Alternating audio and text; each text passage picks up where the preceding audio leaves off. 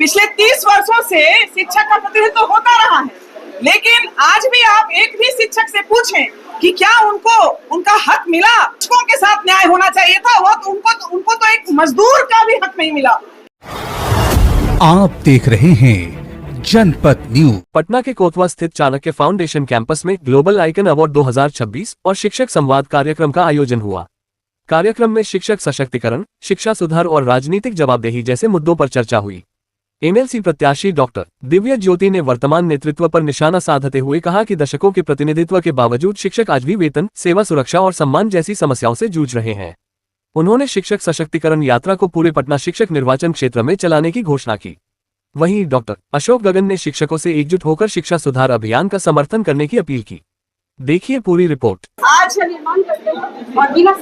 Global icon award 2026 के माध्यम से हमारे पटना जिला के सभी विद्यालयों, महाविद्यालयों के प्राचार्य और शिक्षकों को सम्मानित करने का एक अतुलनीय प्रयास, एक प्लेटफॉर्म हमने ग्लोबल आइकॉन अवार्ड के माध्यम से दिया है।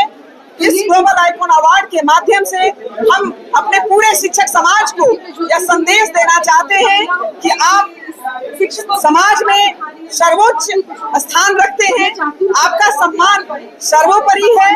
और आज तक जो सरकारें आपको इग्नोर करती आई है, आपको हाशिए पर रखती आई है, आपके हक की जो लड़ाई नहीं लड़ी गई, आज इस प्लेटफॉर्म से न केवल आपके सम्मान की बात की जाएगी, बल्कि यह संदेश भी हमारे पूरे शिक्षक बंधुओं को दिया जाएगा कि समय आ गया है जब आप अपनी आवाज बुलंदी के साथ उठाएं और अपने हक की लड़ाई सड़क से सदन तक लड़ें। बिल्कुल महिलाओं की समस्या को समझना होगा।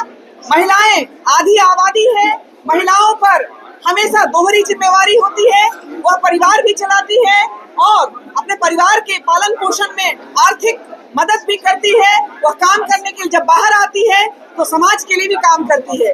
उस स्थिति में हमें महिलाओं की स्थिति को बहुत गंभीरता से समझना पड़ेगा, चाहे उसकी मेडिकल लीव की बात हो, चाहे उसके अतिरिक्त पारितोषिक की बात हो, चाहे उसकी सुरक्षित सेवा स्थल की बात हो, उसके ट्रांसफर पॉलिसी की बात हो। हर कॉर्नर से उनको देखना पड़ेगा कि बिहार में महिला शिक्षिकाओं को एक सुरक्षित और सम्मानजनक वातावरण मिल सके। वह परिवार और अपने पति, अपने सास ससुर, पूरे परिवार से उनको काट दिया जाता है जब उनका ट्रांसफर बहुत दूर सुदूर इलाके में कर दिया जाता है। इसके साथ इसमें दो तरह का अन्याय उनके साथ होता है। एक तो अपना वो बच्चों का पालन पोषण नहीं कर सकती, अपने परिवार को नहीं चला सकती है, और दूसरी उनकी सुरक्षा पर भी प्रश्न उठता है।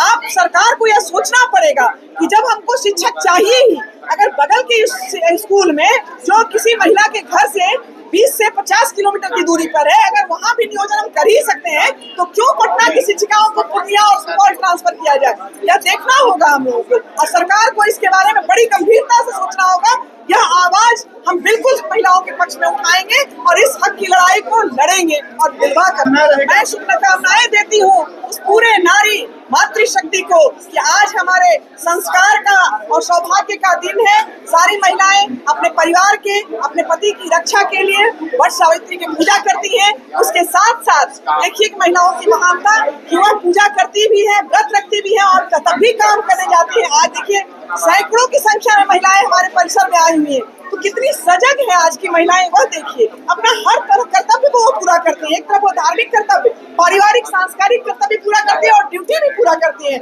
उस स्थिति में मैं इस प्लेटफॉर्म से अपने पूरे महिला समाज को शुभकामनाएं देती हूँ कि आपकी यह ताकत बनी रहे, आप अपनी ताकत को पहचाने। आपके क्या बहुत ही आप एक सफल योगदान अपने समाज में आप जो कर रही हैं, उसके लिए आपको ताकत मिले।